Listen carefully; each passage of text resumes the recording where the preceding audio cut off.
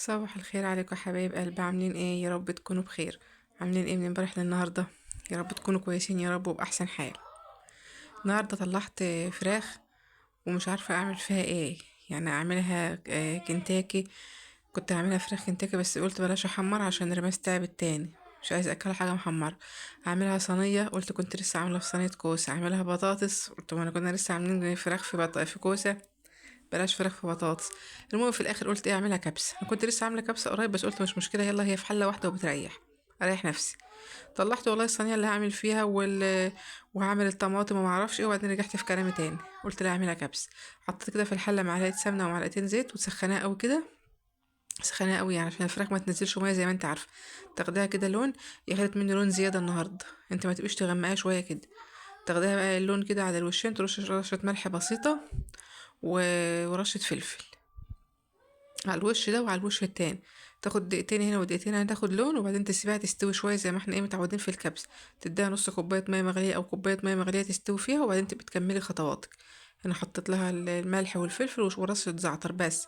لان انا هحط بهارات كبسه، فالبهارات الكبسه بيبقى فيها يعني بيبقى فيها يعني بهارات كتير، يعني بيبقى فيها كل حاجه مبهره نفسها. ده ورق لورا بس معاها كده.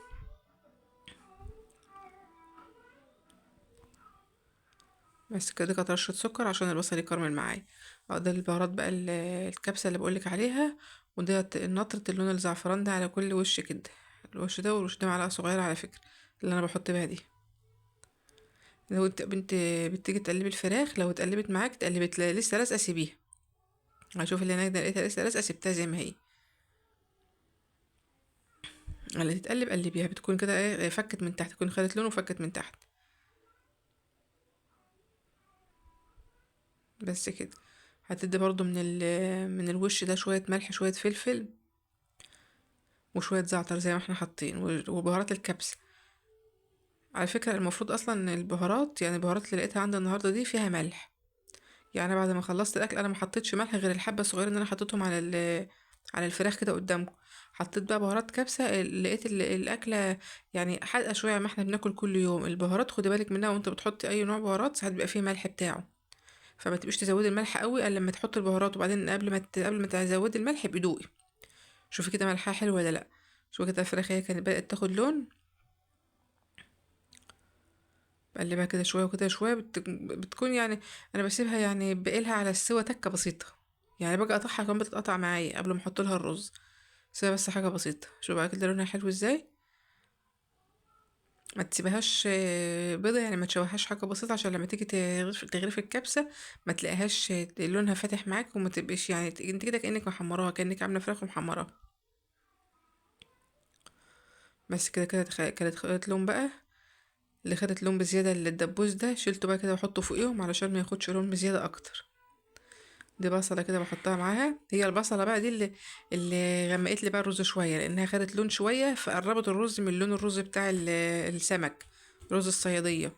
بس هو طعمه كان تحفة، طعمه كان تحفة بالبهارات بتاعته تعالي يا كوكو. طعمه كان تحفة بالبهارات بتاعته، بالبهارات الكبسة. ريحته كبسة أساسا، والزعفران جميل يعني ريحته جميل. تعالي يا كوكو. قولهم باي. قولهم باي. قولهم باي يا كوكو. قولي باي. وحطيت كده ده قرن فلفل مخرطاه وطماطمية مخرطاها معاها. بس هغطي بقى عليها الطماطمية دي تسبك شوية. وهحط لها انا معلقة كوباية مية مغلية. كوباية واحدة بس. ابص ما حطيتش، يا ريتني بقى ما حطيت حبة الملح الاخر دول. هذه كوباية مية مغلية كده بحطها هنا وهنا واغطي عليها بقى واوطي. هي كده كده بتغلي. هوطي بقى عليها شوية كده وابقى ارجع لها. هنا بقى كنت خلاص استوت. انا كده هنا كنت بقلي بطاطس عشان الاكل. شوف الفراخ كده بدأت تتقطع معايا زي ما بوريكي. انا بقى كنت غاسله 3 كوبايات رز حطيتهم عليهم وطلعوا كتير والله علينا. باقي نصهم جوه. كده كده الماس ما كانتش ثواني يا كوكو.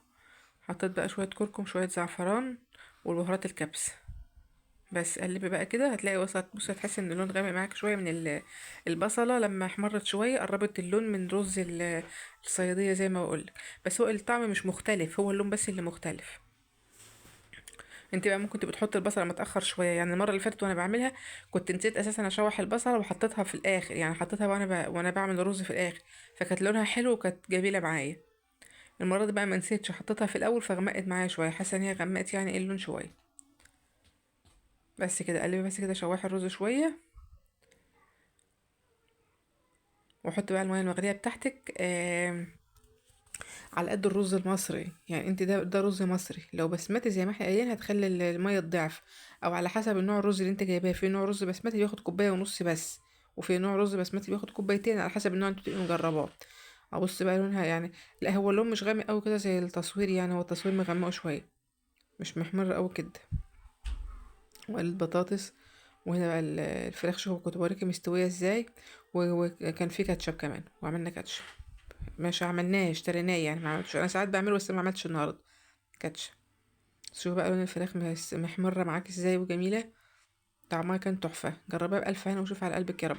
ما بتاخدش وقت بقى، ما بتاخدش وقت، يعني كنت مطلعه الصينيه وهضرب طماطم واعمل واقشر بطاطس وما اعرفش ايه، هنا كله في بعضه. فعلى البوتاجاز هي ما بتاخدش وقت، انت بس بتستني وقت السوا، انما كون انت بتعملي حاجه ما بتاخدش وقت معاكي. بس هنا بقى انا كنت عامله بقى النهارده تشيز كيك، مش ده كنت عاملاه من كام يوم ومنزله لكم، بس ما كنتش منزله الطريقه. اللي انا عاملاه لسه ما جمدش، عاملاه بالفراوله، هو زي ده بالظبط، بس بدل جيل المانجا عاملاه بجيل الفراوله زيه بالظبط. ممكن ابقى اصوره لك بكره لو وهو جامد بقى، انا كنت لسه عاملاه من شويه فقلت انزل لكم ده، هو نفس الطريقه بس التاني جيل فراوله. ده كان بسكوت العيد، ايامها كان بسكوت العيد، انا عاملاها النهارده بالبسكوت بتاع المدرسه، البسكوت الساده بتاع المدرسه. لو عندك كميه منه اعملي، حط كده كميه بسكوت في الكبه، وحطي دي كوبايه الا ربع زبده كده، حوالي كوبايه الا ربع زبده. قلبيها معاها يا كوكو، كلميهم بقى يا كوكو. قلبيها معاها لحد ما تبقي تيجي تمسكي البسكوته كده تتمسك معاكي، واعمليها في ارضيه الصينيه. انا بقى كنت طلعت المضرب الكهرباء عشان اضرب فيه الكريم شانتيه، وافتكرت ان انا كده كده الكبه بره، الكبه فيها السلاح ده بتاع بتاع ضرب الكريمه. حطيت كده الكريمه وحطيت لها معلقتين عسل نحل، عايزه تحط بدلهم معلقتين سكر بودره حط. دي كده علبه جبنه مثلثات، حطيها. المفروض تحطي جبنه كريمي، بس ما عنديش انا الكوبايات دي، فانا بحط بدلها مثلثات. وكنت بعت اجيب قشطه، ما لقيتش علبة قشطة جاهزة. لو انت عندك معلقتين ولا حاجة من وش اللبن حطيهم. يبقى احنا الأول عملنا البسكوت اللي هناك ده، ضربناه وحطينا له زبدة، فرناه وحطينا له زبدة لحد ما ضغطيه تضغط معاكي. وهنا في الكبة دي أو في المضرب الكهرباء أي حاجة، حطي قد كوباية كريم شانتيه عليها كوباية إلا ربع مية ساقعة أو لبن ساقع يكونوا متلجين. وشوف القوام كريمي ازاي، يكون كريمي كده. تحط بقى الكريم شانتيه كوبايه قد كوبايه الا ربع ميه او لبن، وعليها بقى لو انت عندك جبنه كريمي حط جبنه كريمي، ما عندكيش هات علبه جبنه مثلثات كده. في انواع جبنه مثلثات رخيصه على فكره، في 15 في 17، وفي بقى الغاليه زي ما احنا عارفين اللي انت عايزاها تي. اللي انتوا تعملي تشيز كيك هات الرخيصه عادي، ما بتفرقش، هو المهم ان يكون القوام كريمي كده. ولو عندك علبه قشطه او عندك معلقتين قشطه من وش اللبن حطيهم، وتدخليها بقى التلاجة شويه تجمد شويه قبل ما تعملي الجيلي. اه ده بقى الفرق، انا كنت عامله النهارده بجيلي فراوله، ده بقى كان جيلي مش فاكره مانجا ولا مش بتهيألي كان مانجا. المفروض ان مكتوب على العبوه تحطي كوبايه سخنه وكوبايه ساقعه، لا انا بحط كوبايه الا ربع سخنه وكوبايه الا ربع ساقعه عشان يبقى ايه ماسك نفسه شويه. بتاعه النهارده كنت عاملاها بعبوه ونص من الجيلي، بعبوه ونص من الجيلي، فكنت حاطه كوبايه وكوبايه. لو انت هتعملي عبوه واحده جيلي حط كوبايه الا ربع سخنه، ده هو بفعل اول الجيلي ما يبقاش فيه اي حاجه خالص، وبعدين حط كوبايه الا ربع ساقع. وقلبها بقى وسيبها بقى ايه تبرد شويه. شوف الطلعه دي من التلاجة تحس ان هي بقت ساقعه، تحط بقى عليها اللي ما تنزليش بالجيلي بقى مره واحده عشان الكريمه ما تطلعش فوق، تنزلي كده بالمعلقه واحده واحده، او تقلبي ظهر المعلقه وتصب عليه. لو انت عندك يعني طولة بال اعملي كده، واحده واحده بالمعلقه كده عشان ايه يعمل طبق فوق حلو. وتدخليه التلاجة بقى يجمد معاكي، يقعد لك بتاع في الوقت ده كده 4 5 ساعات. هو انا كنت لسه عاملاه صراحه يعني ساعه العشاء كده او حاجه، فما لحقش طلعته جيت اقطعه ما بتفرفت شويه لسه البسكوت. طلعها بقى كده، انا جيت افتحها لقيتها لسه سلكتها من الجوانب كده بالسكينه وشلتها اهي. طبقة البسكوت بقى انت كتري قللي زي ما انت عايزة، طبقة الكريمة طبقة الجيلي برضو كتري قللي. ده انا ده بوريكي بأقل كمية، بأقل مقدار تقدري تعملي فيه. ده كيس جيلي واحد، لو انت عايز تعملي كيسين هيبقى الكمية اللي فوق دي اكتر. الكريم شانتيه كوباية واحدة، لو انت عايز تعملي كوباية ونص هتبقى اكتر اللي انت عاوزاه. بس هو كده الطبقات دي متوسطة، وسيبها تجمد. بصي بألف هنا وشوف على قلبك يا رب.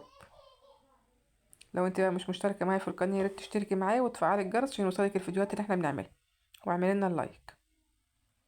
الف هنا وشفا لقلبكم. جربوها وقولوا لي ايه رايكم. ايه رايك بقى؟ جميله وطعمها تحفه، والجبنه المثلثات مخليها كريم وجميله. يلا تصبحوا على خير.